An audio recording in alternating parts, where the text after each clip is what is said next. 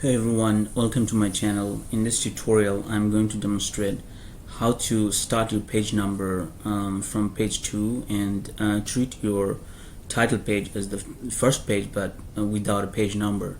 So how can you do that? So in order to do it, let's go to insert on the top left corner, and then from there we just first put the page number.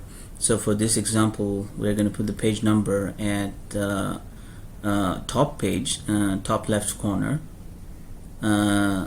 Then we treat like the first page, different first page. So check this box, and this removes the page number from here, and close header and footer. So that removes the page number from first page, and it starts from the second page. However, there's the we want it to be one for page one, right?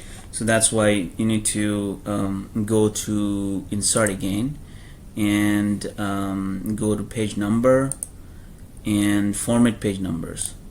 So there you say you start it from 0.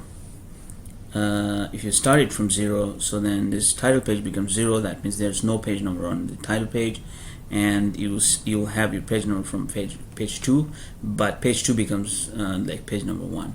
So that's how you start your page number from second page. Thanks for watching, and if it was helpful, please subscribe my channel.